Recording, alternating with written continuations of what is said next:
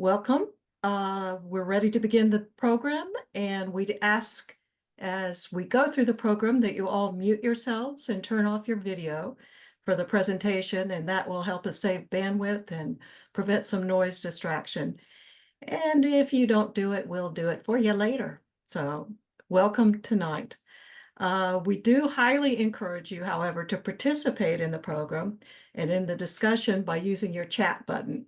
So if you'll type any questions or comments you have through the evening into chat, then our Zoom team assistants, Chris Anastas and Cindy Howard, are going to read your questions for Tim later, and he will respond to them at the end of his presentation.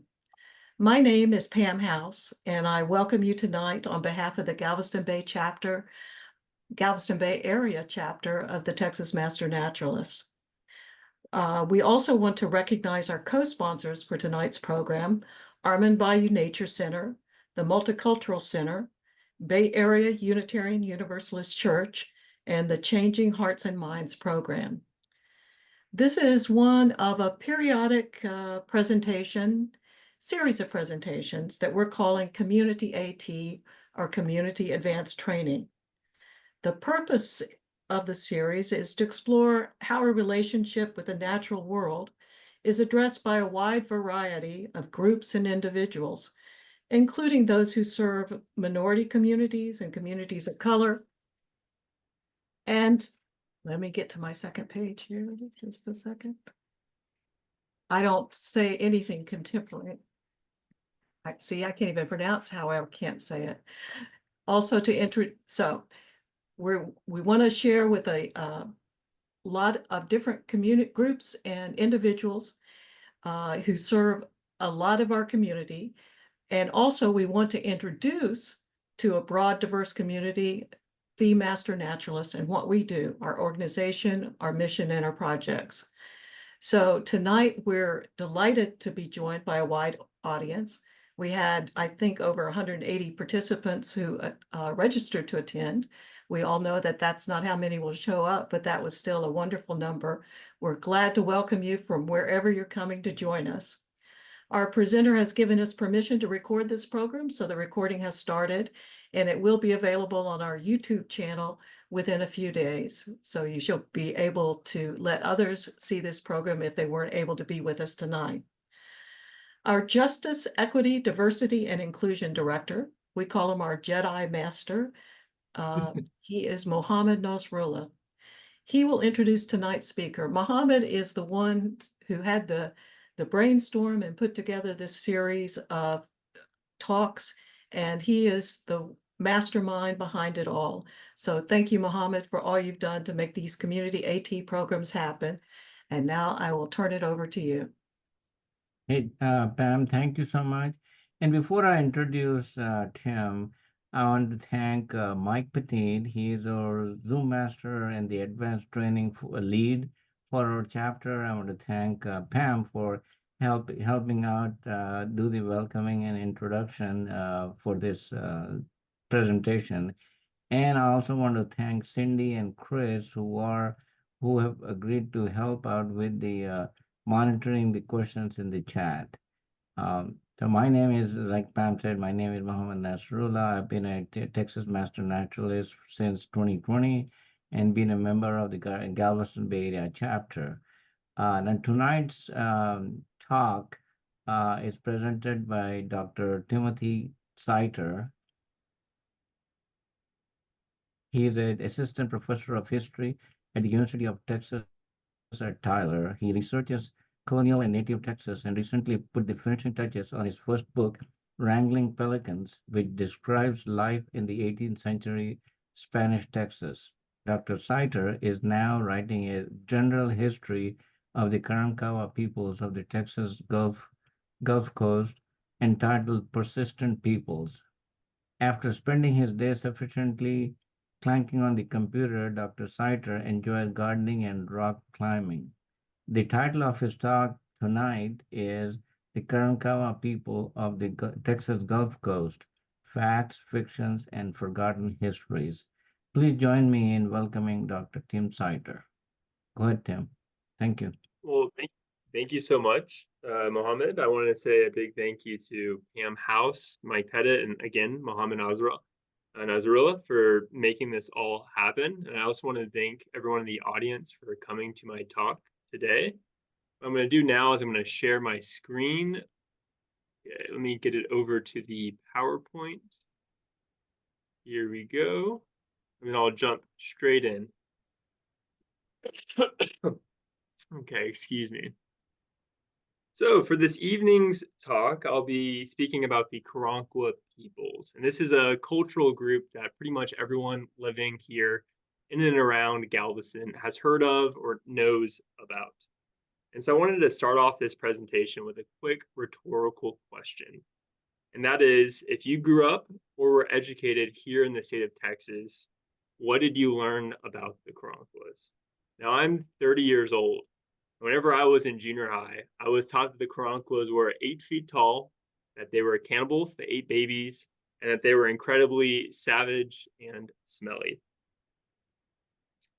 So today we're going to be diving into kind of those common misconceptions, those myths, and we're going to be looking at them with a more critical lens. We kind of try to debunk some of these myths. So first, I'm going to provide a quick overview of who the Karankawa peoples are for those of us that are not quite too familiar with the Karankawas. And then I'll debunk some of those common myths. Specifically, we're going to be focusing on whether or not they were nomadic. That's a very common myth. People view them as a nomadic people. In actuality, they're much more semi-sedentary. We're going to talk about the Karankawas' height, whether or not they were inherently aggressive.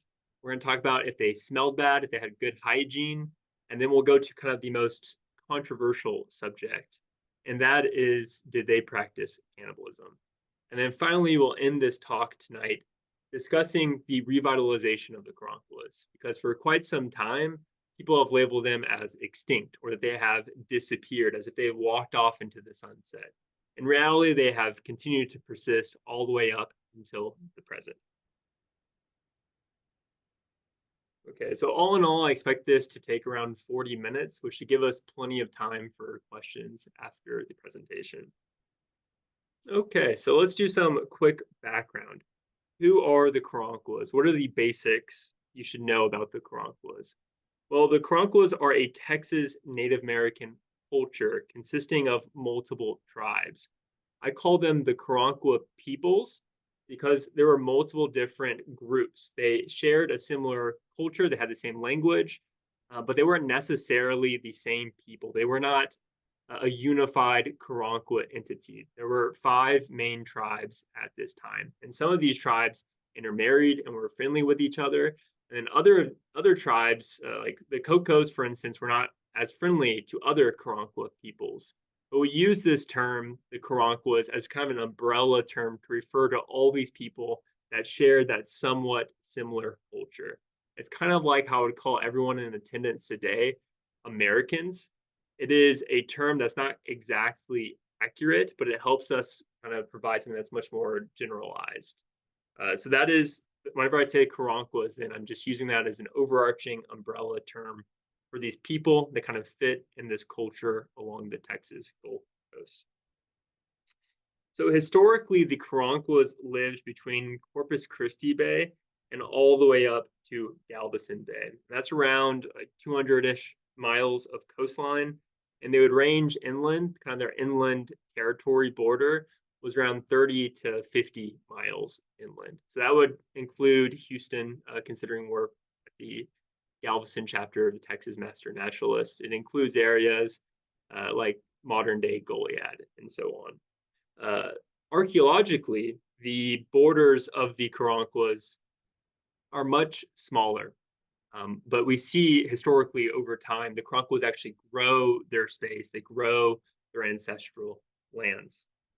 So the reason why we can so easily define where the Karankawas lived is because they made this very particular type of pottery called Rockport ware. And this Rockport ware is very much distinct from other types of indigenous pottery we find in Texas. And so what we can do is we can see where this Rockport ware is, and then through that we can kind of trace the borders. Now, you may be asking yourself, what makes this pottery so distinct? There are a handful of different reasons, but the primary, one of the main reasons why it's so unique is this asphaltum they use to coat the pottery to make it a little bit more waterproof, but also to decorate pottery. So we can kind of distinguish it if we know it's Rockport ware if we find some of that asphaltum on it. And all that is essentially naturally occurring art. So we see this Rockport ware beginning to be developed around the year 1200. So in terms of the Karankawa culture origin, we typically put it to that year. So the Karankawa people as a culture likely were born around that time, is what we think. What's our best possible guess. In all likelihood, this Karankawa culture had been on the Texas Gulf Coast for many years prior to that moment. It's just very hard to kind of pin it down archaeologically. And historically, we don't really have many documents at that time. We have to rely on kind of native oral histories. But again, that's kind of the starting point of the Karankawa culture. And they controlled most of the Texas Gulf Coast. Okay, let me see where I'm at. Okay. So in the past, presenters would then go on to talk about the Karankawas' lifestyle, how they would live. And previous academics would label them as a nomadic people, wandering to and fro in search of food. In reality, that's not actually the case. And that kind of brings us to the very first myth of tonight, this myth that the Karankawas were nomadic. So the problem with that term nomadic is that it implies that the Karankawas had no homes, no permanent or even semi-permanent homes. It implies that the Karankawas had no settlements, that they did not have land that they protected. It implies that they were just mindlessly wandering, again, in search of food, and all of that is patently false. For centuries, we find the Karankawas inhabiting the same pieces of land year after year after year after year, over and over and over again. So during the summer, particularly whenever bison are migrating down south, we see the Karankawas and other coastal Native American groups moving inland, and they move to very specific spots. And they move to these very specific spots because they have excellent river bluffs. And a big kind of problem I've been dealing with in my research on the Karankawas was, how did these people take down bison? How are they able to really take down these huge animals? And there's a geologist named Dan Worrell, who is, I believe, based out of Houston, who really figured out the answer to that. And essentially, the Karankawas, what they would do is they would find when bison are coming down to the coast, and they would get behind them and set fires to the grasslands. And that would force the bison to run into these wooded areas along creeks. And the Karankawas would try to stampede them off of these kind of river bluffs. And waiting for them in the river would be Karankawa men trying to kill any of these bison that would fall off these river bluffs and maybe break a leg or something. And so they would go to, again, very specific spots in the interior to try to hunt these bison, these deer. And that is during the summer. During the fall and winter, we see the Karankawas move to the barrier islands and along the bay. And during the fall and the winter, they went to the also very similar, very distinct locations, kind of their more permanent dwellings. And they would go essentially to towns on the coast. So what is known as McGlowan's Bluff today, and this is a area on the east side of Corpus Christi Bay, is a former Karankawa settlement. And this Karankawa settlement, which we have pictured up here, is around 5 football fields in length. And when they uncovered, or when they started to dig in this area, they found around 40,000 different artifacts in this precise location. So we see evidence of the Karankawas' semi-permanent settlements archaeologically, and we see these pretty distinctly as well.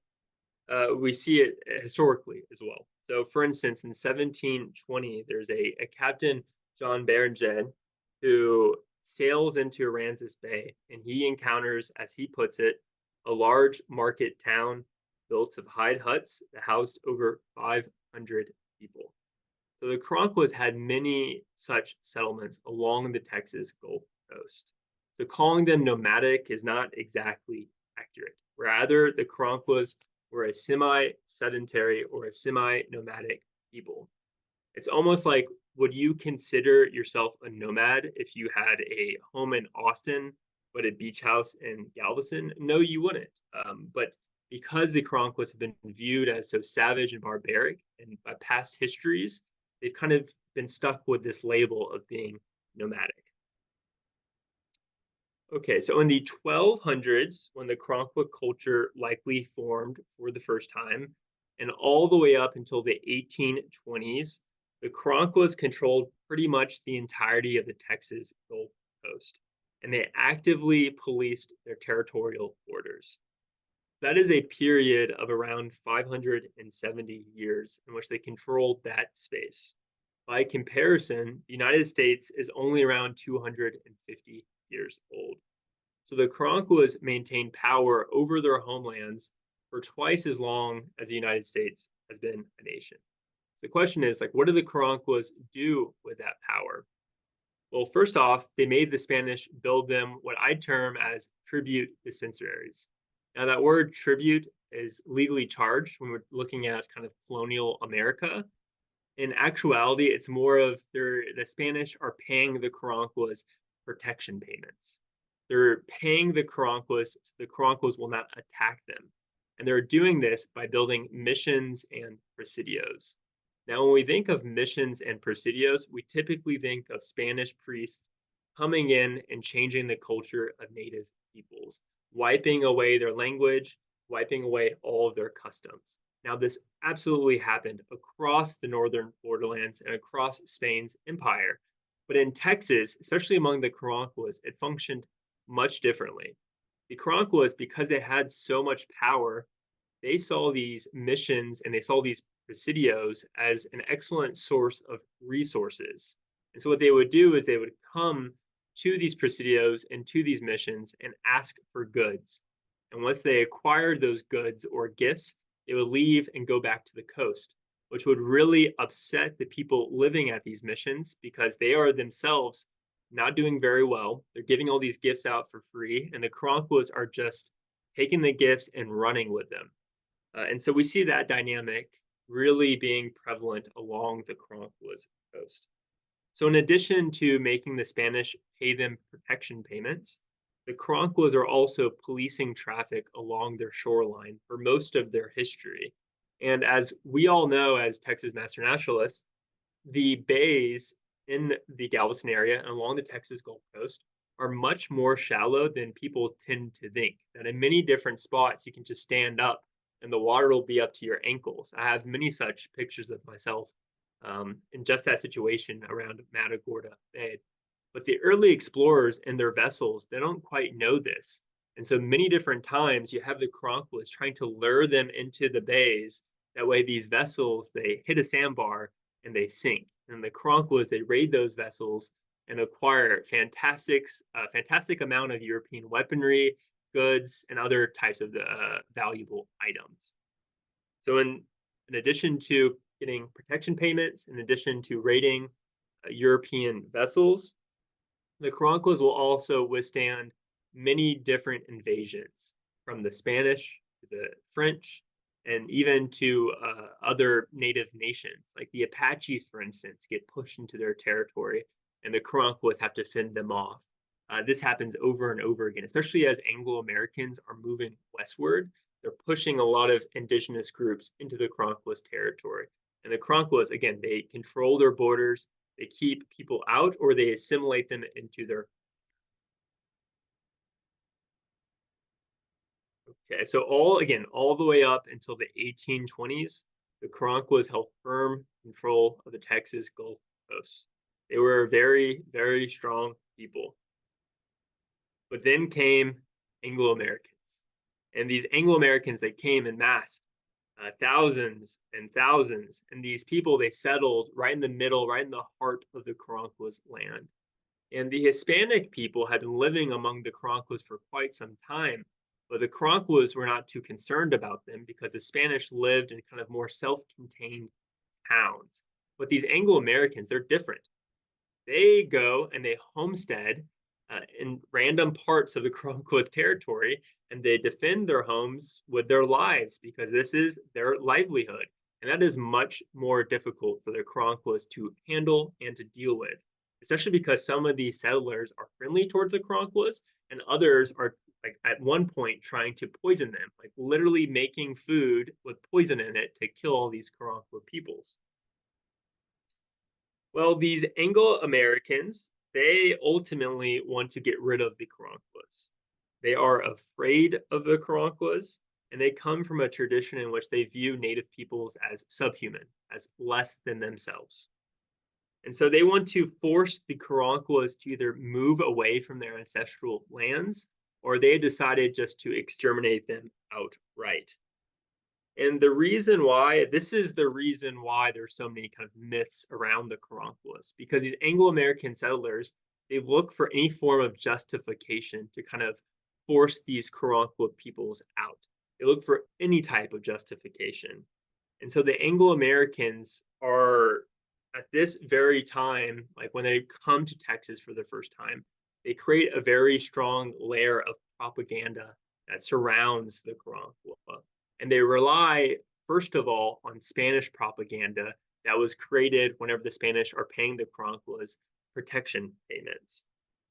But the Spanish are also not very happy with the Karankawas. They are not having any success converting the Karankawas or conquering the Karankawas. And so these Spanish priests have to come up with an explanation for their superiors about why things are not going so well on the coast. And they blame the Karankawas. They say that they're inhuman, they're smelly, they're stinky, they don't want to do anything. And so that's where these kind of myths are really born, and they'll flourish among the Anglo-Americans.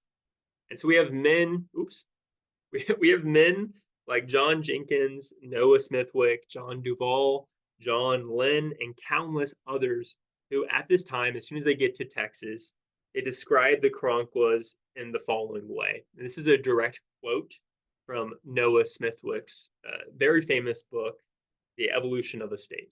He says at his very first meeting with the Karankawas, he says, they were the most savage looking human beings I have ever seen.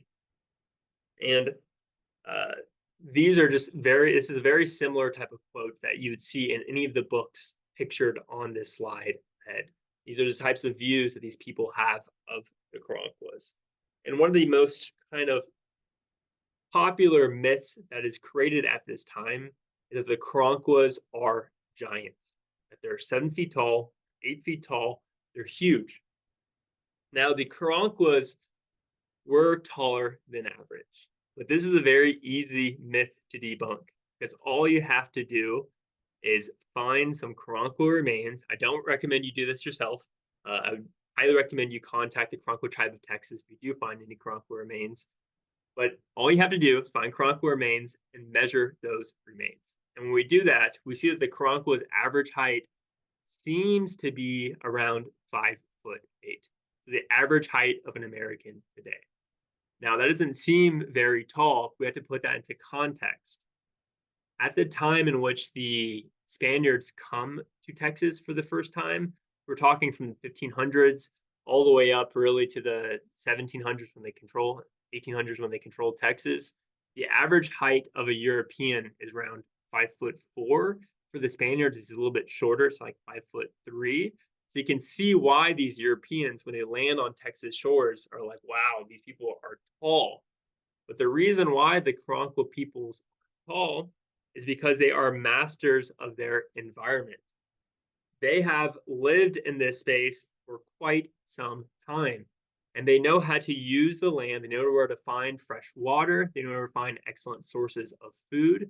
And because their diets are so incredibly diverse and healthy, they tend to live longer lives than the Spaniards. They tend to be taller than the Europeans and even other Native American counterparts. They're just very, very healthy people. And they also know the medicinal properties of various types of plants. So, for example, we all know what a yopon tree is. The Karankawas, because they lived there for so long, they recognize that if you grind up those leaves, if you dry them and you ground them up, those leaves are a natural form of caffeine, or they have caffeine in those leaves. And so the Karankawas, after a long trip, would drink that tea to give themselves a little bit more energy. And we also have a adopted child of the Karankawa who ends up back in France, who says that the Karankawas also knew of this herb where if they ingested it, it would stop any type of bleeding they had. Now, I've been searching for quite some time for this particular herb, and I have not located it, but I feel like y'all here as Texas Master Naturalists would potentially know. So if anybody does know what that herb could potentially be, I would highly appreciate if you could email me that, because I would love to include that in future lectures. So as the Karankawas are being very healthy, they're tall, they're finding food everywhere they look, the Europeans, when they settled Texas, are quite literally dying of scurvy. So this myth of the Karankawas being giants is not true, but they were certainly giants compared to the very unhealthy Europeans living in Texas. So that is the second myth that I have debunked. I want to move on to the third myth, and that is this idea that the Karankawas are inherently aggressive. Inherently aggressive. So when we look at the very first times Europeans encountered the Karankawas, we see that the interactions actually go much better than you would anticipate or expect. So when Cabeza de Vaca and his crew of conquistadors crash land on the Texas Gulf Coast near Galveston, it is the Karankawas who take pity on them and rescue them, bring them into their camp. It's only when they find out that these Europeans have given them diseases, and when they're getting upset that these Europeans can't provide for themselves, just like children, do the Karankawas enslave these Spaniards. But initially, things are looking good, and that is because the Karankawas, throughout their entire history, view Europeans and Anglo-Americans as a source of resources, as a source of goods. They see these Europeans have items that they want, and they want to make sure they have good interactions with them. We look at the first interaction the Karankawas have with the French, with Sieur de La Salle in the 1600s, the 1685.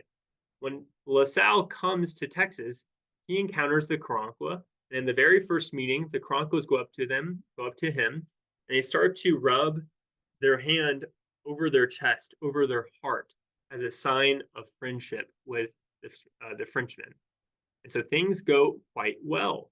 It's only when a few hot-headed Frenchmen go to a Karankawa campsite and steal some canoes, along with a lot of other stuff, does war break out. And then finally, with the Spanish, again, when they come to colonize the Karankawas land, they build a fort that is now known as La Bahia. It's currently in Goliad. And at this fort, the Karankawas are thrilled to seeing it be built in their backyard. Like, imagine, put yourself in their shoes. Imagine some random person comes to your backyard and starts to build a fort and says that this yard is theirs now. You think you would probably be very upset. I would certainly be upset. But the Karankawas, again, they see it as an opportunity. They know that these Spaniards and their big forts really don't have that much power. They claim to have power, but in actuality, it's the native peoples that hold dominance in Texas, really all the way up until the 1830s. Is that true? Even in the interactions with Anglo-Americans, the Karankawas are also relatively friendly. So Stephen F. Austin, for example, when he's coming over to Texas in 1821 to tour lands that were granted to him by the Mexican government, he actually encounters some Karankawas or Karankawa cultured people, the Cocos. And this encounter he has with the Coco people is very positive. They are very friendly with Stephen F. Austin. They give him a good lay of the land. They let him know, which Indians were potentially friendly, which ones are not going to be friendly. Things went well. But later that night, when Austin gets back to his campsite, he starts to write in his journal. And he says, and this is a direct quote, "The Karankawas may be called universal enemies to man. They kill all nations that come into their power and frequently feast on the bodies of their victims. There will be no way of subduing them but extermination. This is like literally the first time that he's ever met a Karankawa cultured person, and it's been a very positive interaction. But he labels them as like these inherent evil people because he recognizes that his land grant is smack dab in the middle of their territory. And he is afraid of them. He has been hearing about them. He's been hearing stories about the Karankawas from the Spaniards from the get go. And so he does not think that him and his people can live side by side with them.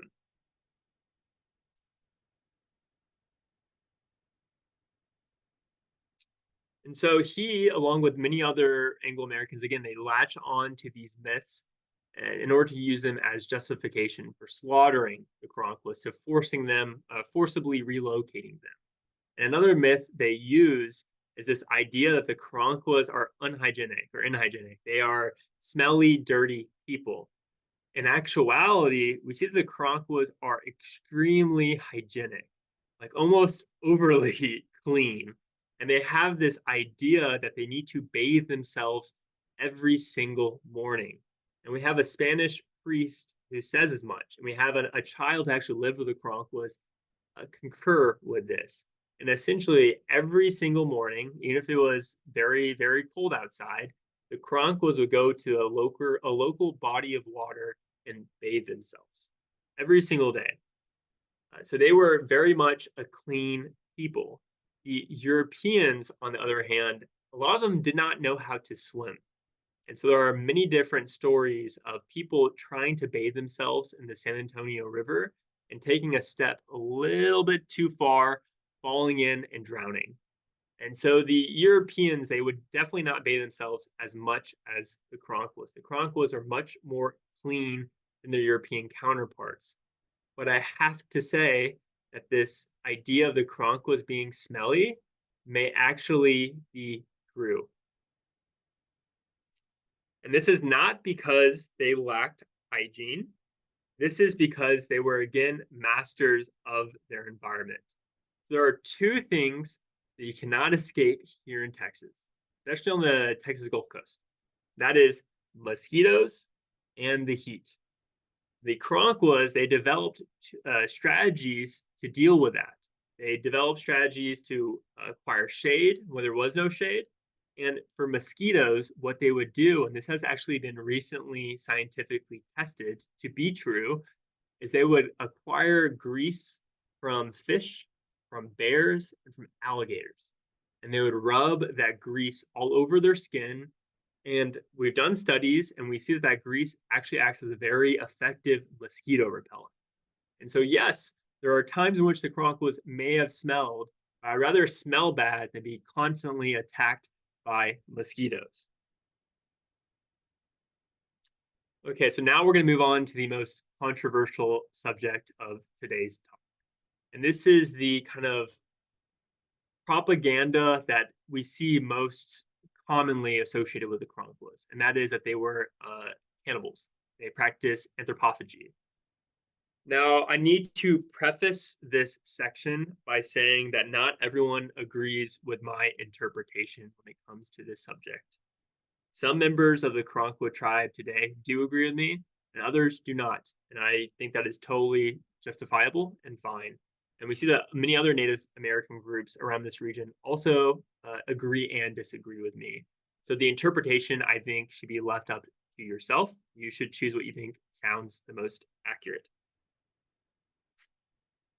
So the cannibalism that was employed by the Karankawas, in my mind, is not myth, but it is certainly an exaggeration, an incredible, incredible exaggeration. The Karankawas did practice cannibalism in my eyes. They did not do it because they needed food. They were plenty healthy. They didn't need to worry about hunting down a human. That's already quite dangerous. They can hunt down bison instead. They refused to ever cannibalize any type of European or Anglo-American. They viewed them as outside the culture. They viewed that these people would not understand what this cannibalistic act meant. But instead, they would only cannibalize ancient enemies, warriors from different tribes. And what this did was essentially you would capture an enemy, you would kill them, and then you would cannibalize some of their remains.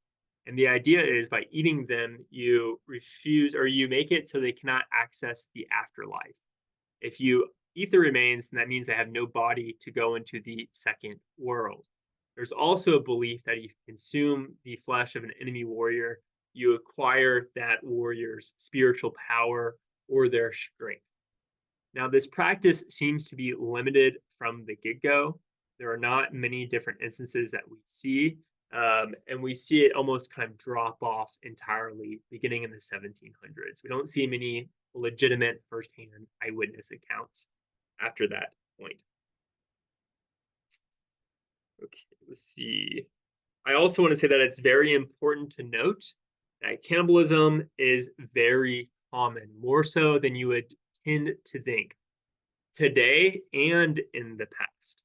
So in Enlightenment Europe, at the same exact time in which the Spaniards are proclaiming the Karankawas to be irrevertible cannibals, they themselves in Europe are practicing cannibalism on a much greater scale than any Native American group in the Americas. And that is because from the Middle Ages throughout the Enlightenment, Europeans regularly consumed an assortment of anatomical materials and medicinal tinctures. So, as one author relates, powdered blood would help with too much bleeding. Ingesting human fat would help with bruising. Grinding up skulls would help if you had a migraine. And so there's this whole economy about acquiring corpses and selling them on markets for people to eat. And this is extremely common, but it's not viewed as barbaric because it is viewed as medicinal. But yet, if the Karankawas do it, then it is barbaric. And then nowadays, we still have people practicing cannibalism, but it just doesn't come in the forms that we're used to. So Kim Kardashian, for instance, when she gave birth, in order to kind of stave off postpartum depression, she consumed the placenta. That is a form of cannibalism. So it's important to point out that cannibalism is not at all unique. It's not something that only Native peoples did. This is happening across the world. But Europeans and Anglo-Americans really latch onto it and use it as a justification to slaughter Native peoples and the Karankawas. So the slide you're seeing right now comes from a Franciscan priest that is touring Texas. And this account he has up here is almost assuredly faked. Like, he did not see this happen. The reason why he's writing this is because he's very angry at the Karankawas. The Karankawas are not living in this beautiful mission that he's seeing. And so he gets angry. And this is how he explains it. He says that they are horrible, horrible cannibals that dance around people, cut off their pieces of flesh, and eat it. That is not at all validated. It doesn't match any type of description we see in this area. It is made up. But this other account comes from an insider within the Karankawa community. This account came from a child who was abducted from Fort St. Louis, which was a French fort, and then later adopted by the Karankawa peoples. And he lived with them for multiple years. And they tattooed this individual. They treated him as if he was a full-blooded Karankawa person because, for all intents and purposes, he was. And he witnessed cannibalism while he lived there. And as he said, they only did this toward their ancient enemies, other indigenous peoples who knew what this practice meant. Did not do this to the French. In fact, the Karankawas will refuse to eat many of these European stock animals, like the pig, because they think they are the dogs of the French. So they refuse to eat anything related to these dirty Europeans. Let's see where I'm at. Excellent. So we have now covered the myth of the Karankawas being just crazy cannibals. Now we're going to move on to, I think, is probably the most important myth to debunk and the last topic of tonight's. And that is the idea that the Karankawas somehow, again, disappeared, that they went extinct. That is not at all what happened. So when Stephen F. Austin is settling Texas, as I mentioned throughout this talk, he is not having a good time with the Karankawas.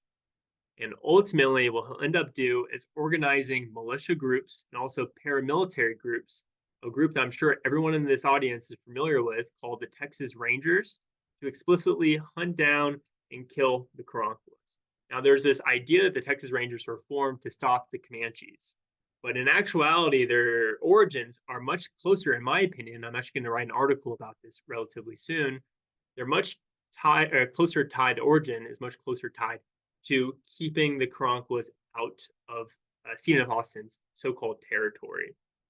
And so the Texas Rangers, along with many other militia groups and other settlers, are hunting down and killing the Karankawas.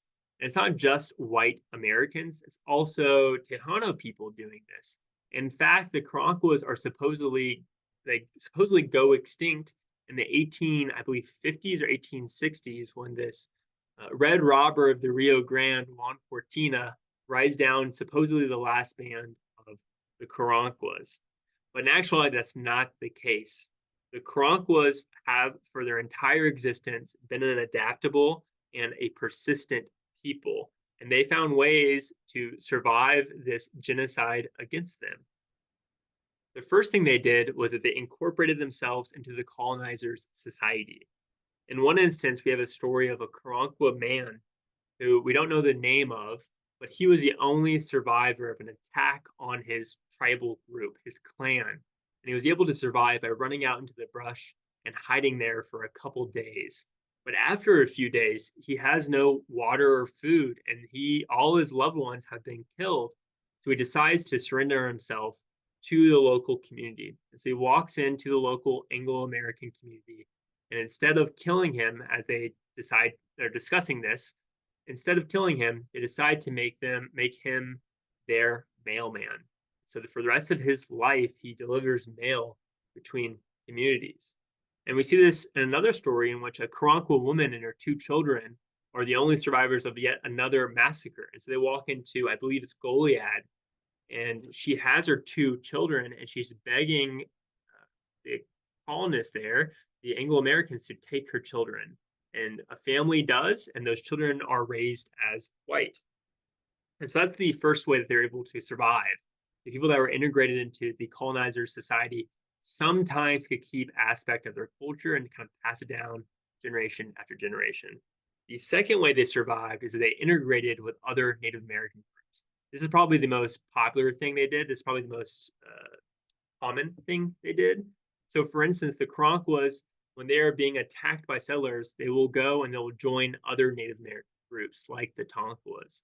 And we find around the 1900s that the Tonkawa people, when they're up in Oklahoma, they've been kind of forced to move to Oklahoma.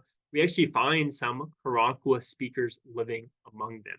So that's another way they could survive this genocide. The third way is that they just left Texas completely. They moved to Mexico and they integrated themselves into that Mexican population.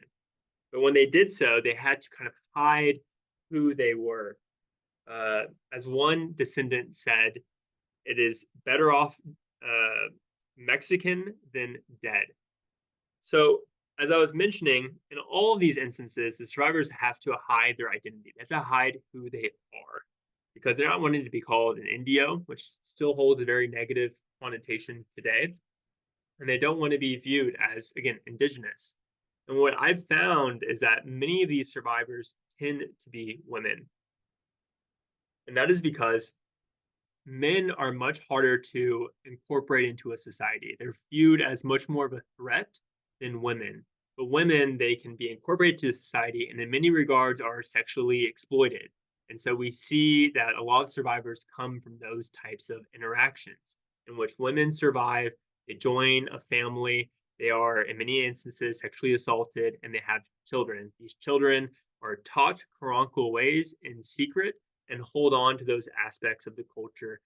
They've held on to it all the way up until the present. So nowadays, a large number, skipped a section, sorry about that. So in the 1860s, settlers of Texas begin to formally label the Karankawas as extinct, that they no longer exist. And this is very much purposely done, because if the Karankawas are extinct, they can't come back and claim their ancestral homelands. And these lands now are quite literally worth billions upon billions of dollars. As one Karankawa descendant today says, it's easy to continue the narrative of extinction if you keep building over all of the Karankawas sacred sites. But instead of being extinct, again, the Karankawa survivors continue to pass down their culture to their offspring. And as the Karankawa people say today, they are a tribe of pieces. If they can only hold on to bits and pieces of their culture, only a few stories here, only a few spiritualities of their people there. They still practice some of the old sports of their people, but yet again, they are a tribe of pieces. And because there are so few Karankawa descendants left, they had to intermix with different cultures. But they are not forgetting those aspects of their indigenous culture, that Karankawa culture. So today, a large number of individuals had stepped forward and proclaimed to be Karankawa people. And together, they have created what is now known as the Karankawa Tribe, Texas. And their efforts have been phenomenal. They have revitalized the language, they have re-examined and corrected numerous falsified accounts of them as a people. They have protested oil companies building on their land and destroying the environment. And they've also acquired land to reinter their ancestors' artifacts. They're doing a lot of good for the Karankawa image and for themselves as a people. So a common question I usually get at this point in my lecture, and this is at the very end of my lecture, I have one more page to go. Common question I get is, how can you prove someone is Karankawa if they supposedly went extinct in the 1860s? And so the first answer that you would think of when you're posed with that question is to look at historical documents and trace certain families to the present. Well, that's exactly what I'm doing in my book on the Karankawa peoples. I am tracing specific families from the supposed extinction point all the way to the present. And I have to tell you that it is extraordinarily hard. It is so difficult. And that's because most of the records you rely on for these kind of genealogical research, they don't really exist when it comes to the Karankawas. So, for example, you would often use mission records when trying to trace Native peoples to the present. But for the Karankawas, we haven't identified their mission records. We don't know where, we haven't located them yet. We don't have them. If anybody ever does locate them, I would love to see them, but we haven't located them yet. We do see some Karankawa peoples actually making it up to San Antonio and living in the Alamo, but they are very few and far between. And then during the Republic of Texas, and prior to that point, you have Anglo-American settlers that are looking to essentially wipe out the Karankawas. And it's not their first thought to keep track of everyone they're killing or trying to kill. They don't keep good records of these people. And because the Karankawas maintained power over their territory for so long too, we don't really have a lot of we have much less information about the Karankawas than you would ever imagine. It's a very limited source base. So in order to kind of trace them from that extinction point to the present, it's much harder than people tend to think. And so the second way that you would think, how do you trace if I'm Karankawa or not, is to test DNA. Test DNA. But DNA testing is also not as accurate as you would think.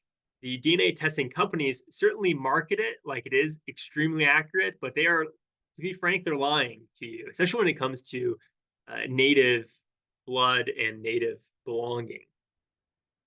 So when it comes to native DNA markers, a lot of these organizations just don't have comprehensive native DNA markers. They can kind of tell you where they think you're potentially from. They can kind of tell you if they think you're indigenous, but they can't tell you what tribe you belong to. And it's important to provide some context and say that the Karankawas and pretty much every Native American group in the Americas never really cared about blood quantum or blood percentages at all. They never determined whether or not you belong to their society. In fact, I keep referring to this child who lived among the Karankawas. His name is Jean-Baptiste Talon. He was a white French child, but he lived among the Karankawas, and they accepted him as a full Karankawa person. He was tattooed like them. He spoke the language. He was a Karankawa person. But the U.S. government following the Dawes Act, and even a little bit before then, has had this obsession with defining someone's blood. And this can really go all the way back to enslavement, enslaving the Africans, and wanting to really identify this kind of one drop. But this is a concept that the U.S. government has created. That you had to have a certain level of blood quantum, and Native peoples in the past didn't view it that way. So we have historical documents to determine whether or not your Karankawa is. How that's problematic. DNA testing is problematic. What I've had to rely on most in my book is the third way. I'm determining whether or not you are a Karankawa, and that is oral histories. Now, oral histories, just like our memory, can be flawed, but that does not mean that they are always going to be disingenuous or not true. In fact, I use a lot of oral histories as a jumping off point for my historical research, because it's really easy for me to kind of track down a family if I have their oral history to give me a good starting point. And so those are kind of the ways we are determining who can be a Karankawa and who isn't. But again, as I mentioned, everything is so focused on blood nowadays, but it's just not a concept that was very much at all recognized prior to the 1800s. Okay. So with that, I'm realizing I'm actually getting to the end of my talk. So I'm just going to go ahead and end it there. That way I don't take all of our time for questions. So that's all I have for today. So thank y'all, everyone that's made it the whole way through, and appreciate y'all coming today. Tim, thank you very, very much. That was a very interesting talk. I'd like to read your book when you've got that done. Thank you. Okay, Thank you so much. We're going to read the question. So this is the first one, and it's from Gene. And he said, would you be able to recognize shards of this pottery attributed to the Karankawas? I asked because I have a bucket full of shards I've collected over the past 40 years from along Trinity Bay shoreline. That is a great question. I wish I was as good as an archaeologist as some other folks are, but I would not be able to do so. Many different archaeologists I know of would. And so if you are looking to donate some of those shards to the Karankawa people, I would be more than happy to get an archaeologist to look them over to see if they are Rockport ware or not. But that is a great question. I'm not a trained archaeologist. I would love to be, but I do know folks that would be able to help you with that. Excellent. My turn. Tim, great presentation. Really enjoyed it. Pam made a comment that Dan Worrell did a presentation for a chapter about prehistory of Texas. I think he talked a little bit about the Karankawa, but not to the detail that you did. So this is very interesting. She also asked, what were some of your sources for determining the Karankawa views of the Europeans? Sure. First off, I think Dan Worrell is a fantastic scholar. He's not trained as a historian, but I've found that many independent academics in Texas do phenomenal work regardless. Like some of the best work I've ever seen has been from independent historians, and he's already trained geologist, so he is definitely in his field when it comes to that, but I highly respect him. In terms of the sources, that's a phenomenal question, because most of the sources I would say all of the sources, not I won't say all, but the majority of sources we have on the Karankawas come from Europeans.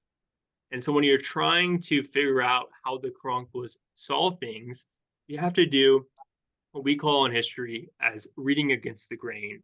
So you try to read the underlying things. And so for my research, what I mostly rely on, my first book is on Spanish Texas. I rely on a lot of Spanish correspondences. And in these correspondences, we see the Karankawas portrayed as, again, very savage and human, but there are times in which we learn about their culture, but it's just through a very biased lens.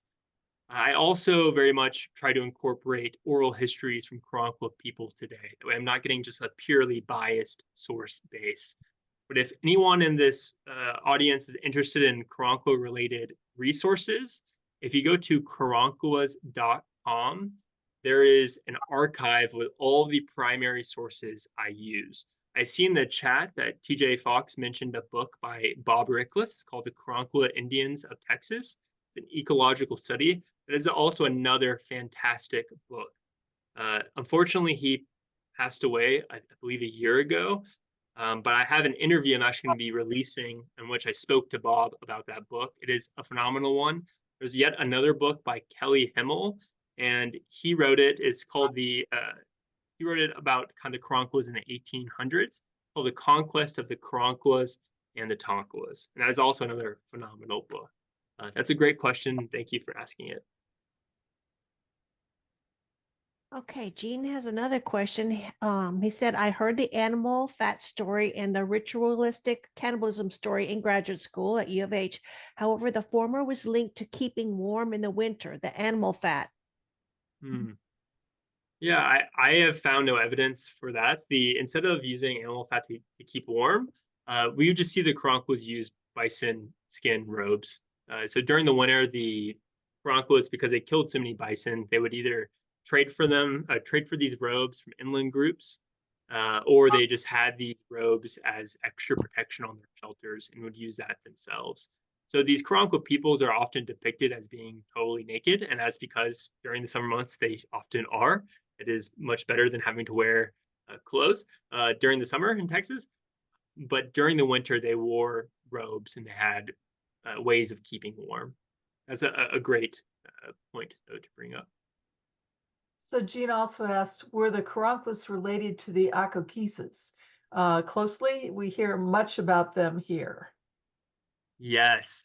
So this is another phenomenal question. I'm really impressed by the questions y'all are asking. So the Akokisa, they are a totally different culture, the Takapak culture, I would say. But they definitely intermingled and at various points lived among the Karankawas. So we have these group of Karankawa cultured people called the Kokos.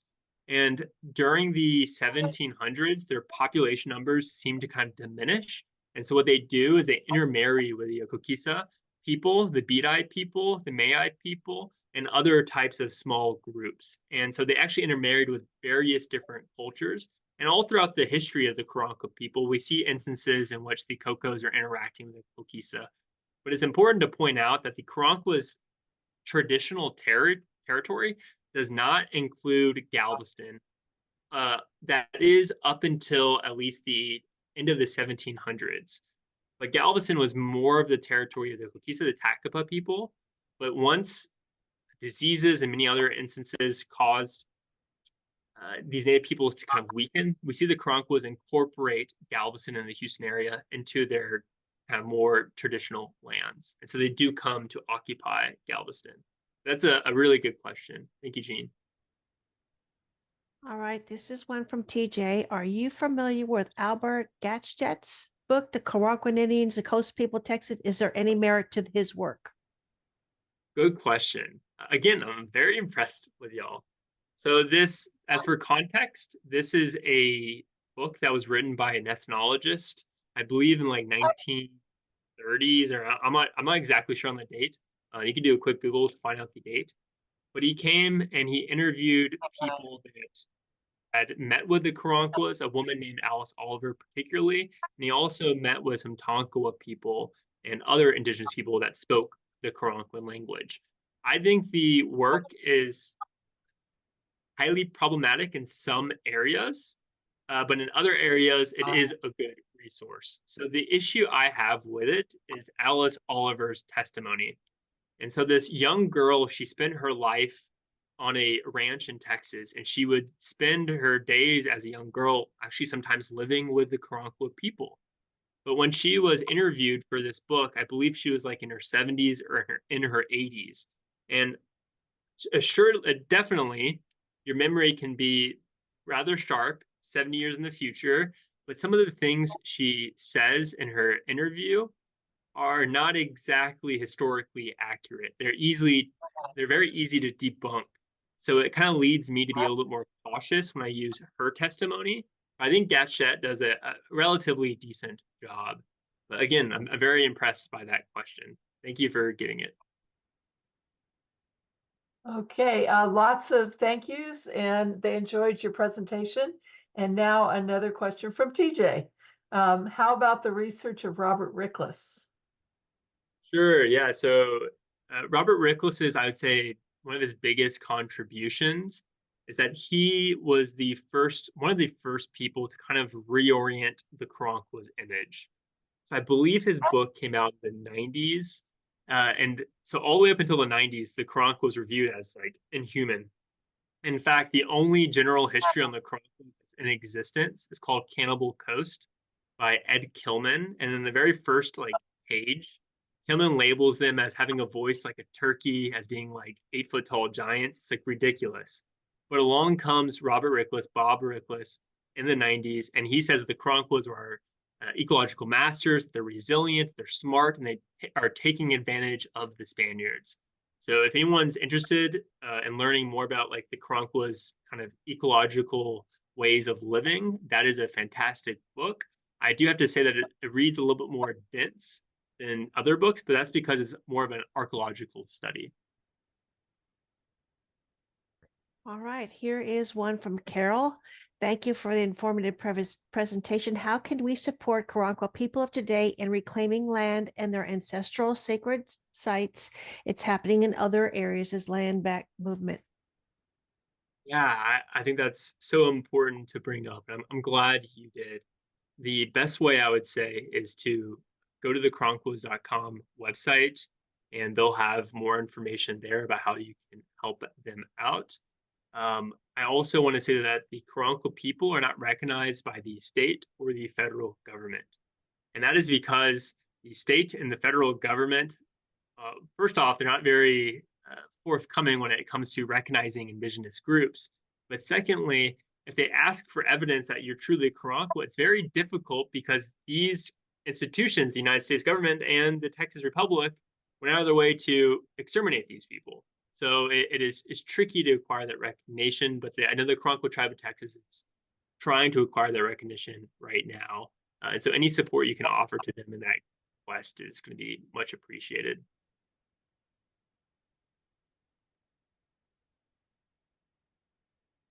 From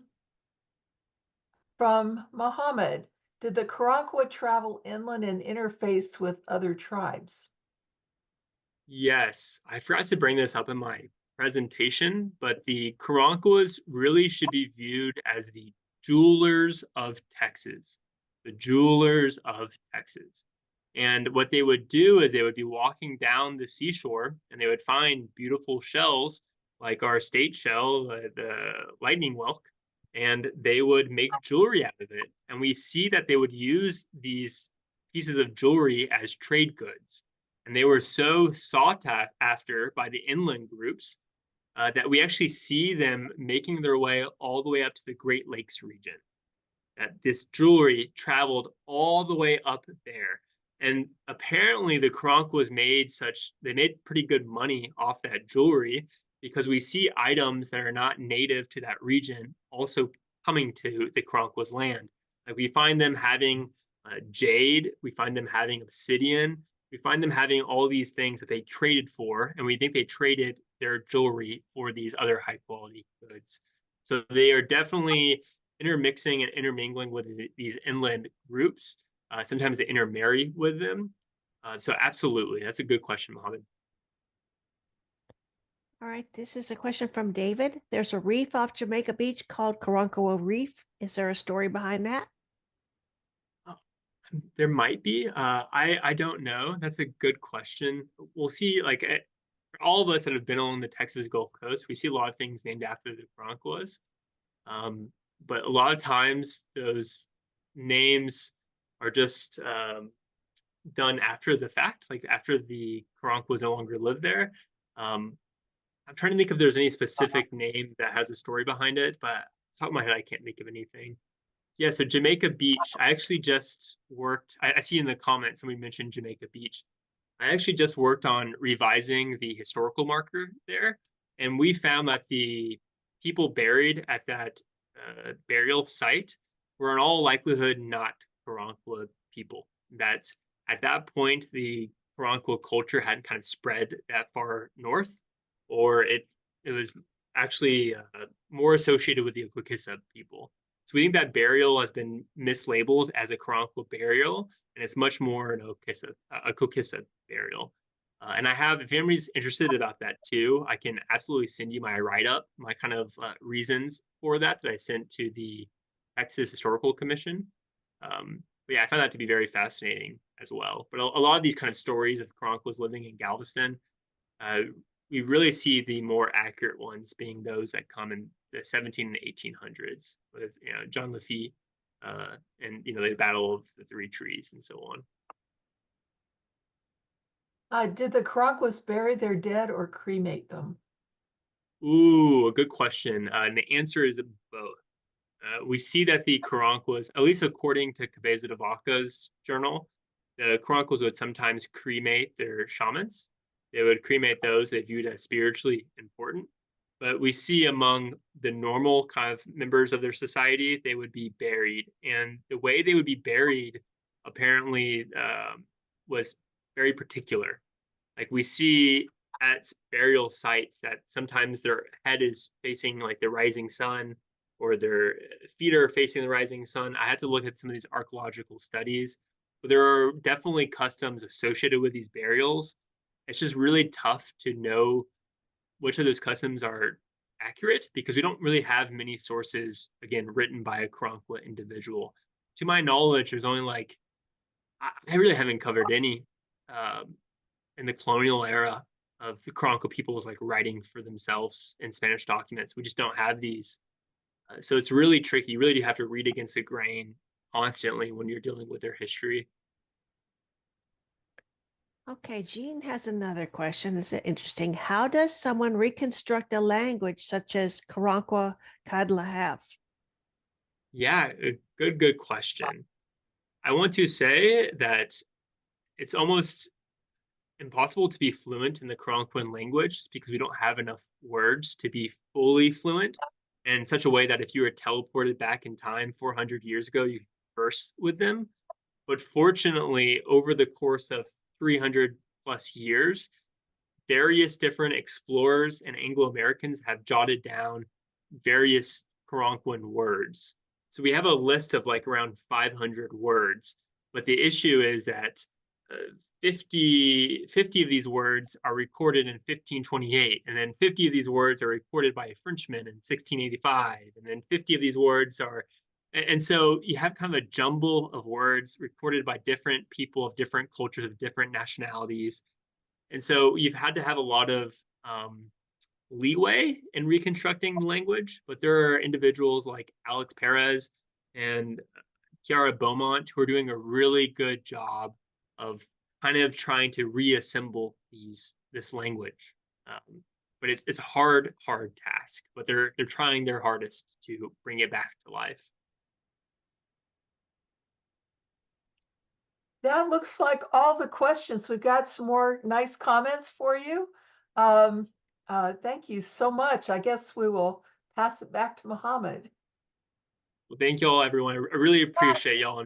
Y'all gave, honestly, I'm not gonna lie, like y'all have the best questions of any presentation I've ever given. So I'm very impressed with y'all. On behalf of our chapter and on everybody who attended, I want to thank you, Tim, so much for taking time out of your busy schedule and giving us this wonderful, informative presentation. Thank you.